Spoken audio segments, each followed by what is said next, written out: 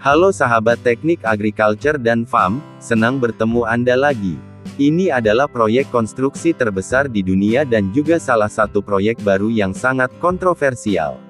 NEOM, 4 huruf yang mencerminkan ambisi berlebihan dari satu negara, Arab Saudi.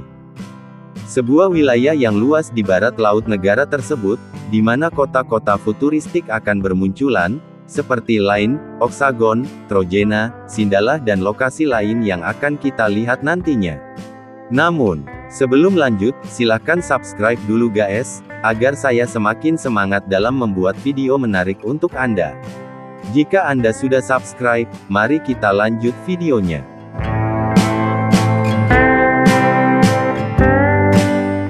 Selama beberapa bulan terakhir ada banyak acara di NEOM, mulai dari pengumuman besar hingga dimulainya pembangunan situs tersebut.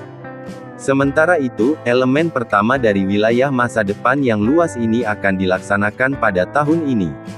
Namun seperti halnya proyek konstruksi lainnya, yang terbaik adalah memulai dengan dasar yang kokoh. Dipimpin oleh putra mahkota Arab Saudi, Muhammad bin Salman Al Saud. NEOM adalah proyek futuristik yang bertujuan untuk membangun kota besar yang berpenduduk 9 juta orang, di wilayah antara Laut Merah, Yordania, dan Teluk Aqobah. Sebuah wilayah yang luasnya setara dengan seluruh negara seperti Belgia, yang secara bertahap dunia akan menyaksikan munculnya kota-kota besar, bangunan jenis baru, hingga tahun 2030, tanggal simbolis yang sesuai dengan Rencana Umum Negara Visi 2030. Program ini bertujuan untuk memodernisasi negara dan menemukan model ekonomi yang berkelanjutan untuk mengantisipasi berakhirnya industri minyak. Dan untuk mencapai tujuannya, negara ini tampaknya siap memberikan dana sejak biaya awal pekerjaan tersebut diumumkan sebesar 700 miliar dolar. Investasi ini sebagian besar dibiayai oleh dana investasi publik. Jumlah yang sangat besar, dan diperkirakan akan meningkat seiring dengan pengumuman yang dipublish beberapa bulan terakhir. Selain proyek-proyek terkenal seperti Jalur 2 yang kontroversial yang akan saya perlihatkan di akhir video ini, perusahaan-perusahaan baru telah ditambahkan ke dalam proyek-proyek yang sedang dibangun, salah satunya seperti Leira, lokasi wisata yang akan menjadi tempat bagi 3 hotel mewah. Video promosi tersebut memperlihatkan bangunan-bangunan futuristik yang terletak di dekatnya Teluk Aqobah di tengah lembah yang megah. Sebanyak 120 ruangan akan dibagi di antara ketiga gedung tersebut. Oasis Hotel dirancang oleh Mario Cucinella, Adventure Hotel oleh Chris Van Duyn, dan Wellness Hotel oleh Shaun Killa. 3 arsitek terkenal dengan proposal arsitektur futuristiknya. Shaun Killa misalnya, terkenal karena merancang museum masa depan, salah satu bangunan paling simbolis di Dubai. Para promotor berjanji akan melestarikan 95% lingkungan alam, sebagai bagian dari promosi pariwisata ramah lingkungan yang berkelanjutan. Untuk saat ini, belum diumumkan tanggal dimulainya pembangunan.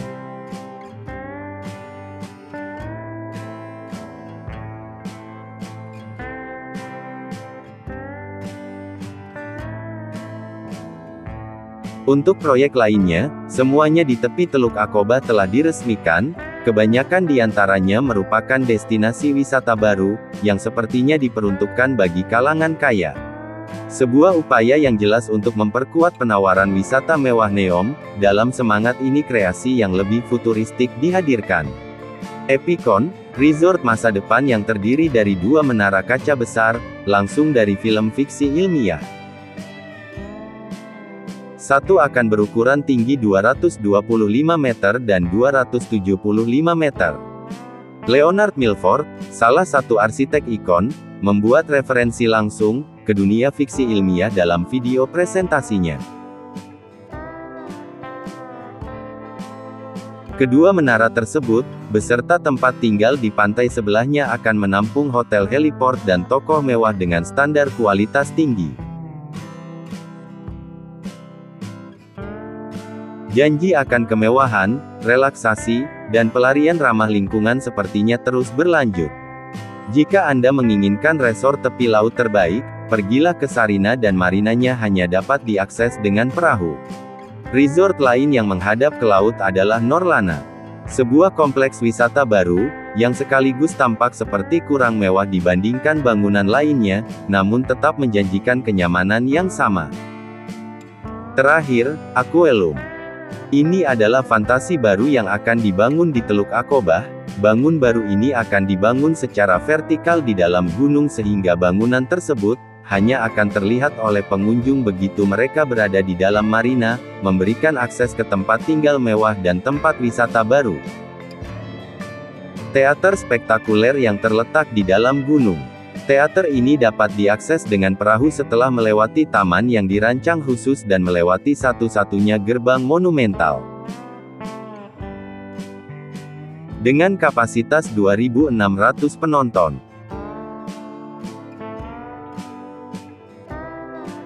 Beberapa bulan terakhir di NEOM seperti kompetisi arsitektur besar, dalam program proyek-proyek, masing-masing lebih gila dari sebelumnya, disajikan dengan meriah.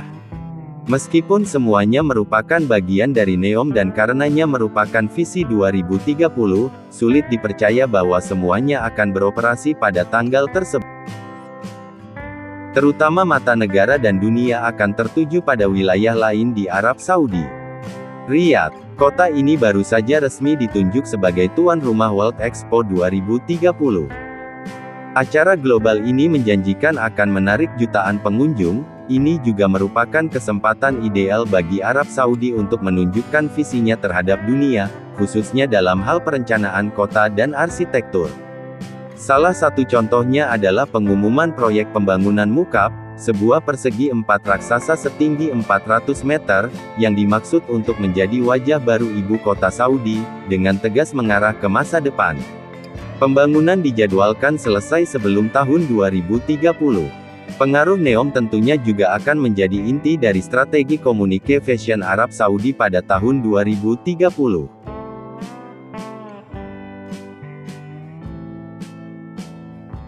Beberapa bulan terakhir tampaknya telah memberi kita awal dari beberapa jawaban seiring dengan mulai terbentuknya bangunan-bangunan di lokasi tersebut. Indikasi pertama datang dari informasi yang dirilis Oktober lalu oleh promotor proyek tersebut. NEOM akan mewakili hampir 3.000 karyawan di Departemen Layanan dan 60.000 pekerja di lokasi. Angka-angka ini sulit diverifikasi karena informasi mengenai proyek tersebut dijaga ketat oleh pemerintah Arab Saudi. Satu-satunya kesehatan adalah bahwa kehidupan mulai terbentuk di lokasi konstruksi. Hal ini khususnya berlaku di Sindalah, pulau mewah yang diperuntukkan bagi pariwisata. Sebuah kota tampaknya telah didirikan di pinggiran pulau, menurut citra satelit. Sindalah adalah proyek NEOM yang paling sederhana sebelum pengumuman terbaru. Ini akan menampilkan marina tempat berlabuh, layanan mewah dan 3 hotel.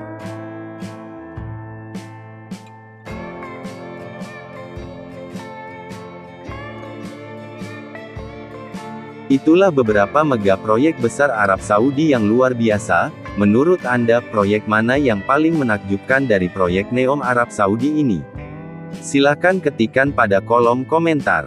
Terima kasih dan sampai jumpa di video berikutnya. Bertemu Anda lagi. Partai Komunis China bertujuan untuk mendominasi industri teknologi tinggi di seluruh dunia, termasuk sektor pertanian pada tahun 2025. Sebelum lanjut, silakan subscribe dulu guys, agar saya semakin semangat dalam membuat video menarik untuk Anda. Jika Anda sudah subscribe, mari kita lanjut videonya.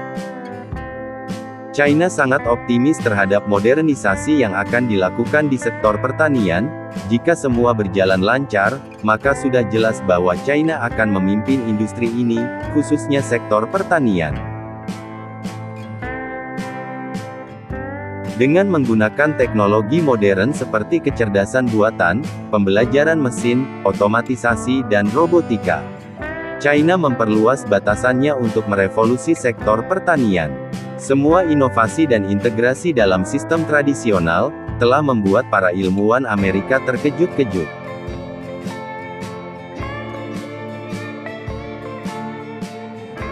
Dengan penggunaan sumber daya yang minimal, mereka menghasilkan hasil yang luar biasa besar.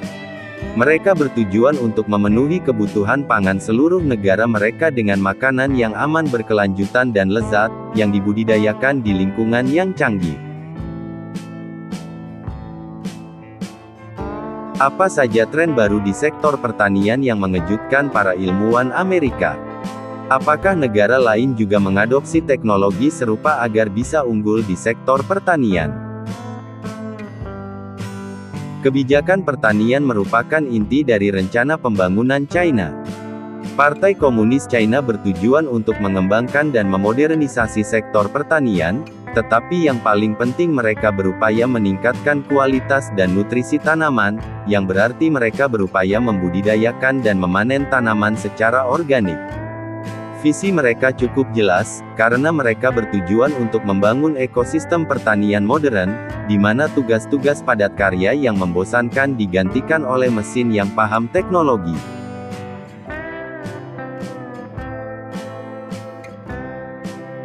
Beberapa platform pertanian modern sudah luar biasa memantau lahan pertanian raksasa dengan bantuan drone dan pemodelan pola. Diperlukan bantuan dari para petani, mereka segera mengirimkan bantuan agar para petani dapat terus melakukan pekerjaannya dengan cerdas. Platform-platform ini telah mengubah ponsel menjadi alat dan sumber daya alam yang cerdas. Dengan teknologi luar biasa tersebut, mereka dapat mengelola berhektar-hektar lahan pertanian secara efisien dan cepat. Ini bukan satu-satunya langkah yang diambil oleh China untuk meningkatkan sektor pertanian, namun mereka juga sedang mengerjakan beberapa teknik yang akan memberikan hasil panen yang sangat besar dengan pengurangan penggunaan pupuk, pestisida dan menghemat air. Salah satunya teknik pertanian modern adalah hidroponik yang menghemat air dan tidak menggunakan pupuk dan pestisida juga. Dalam metode ini, akar tanaman direndam dalam larutan kaya nutrisi dalam wadah tumbuh. Nutrisi diisi kembali beberapa kali sehari dengan bantuan reservoir di bawah nampan, pompa air dan pengaturan waktu.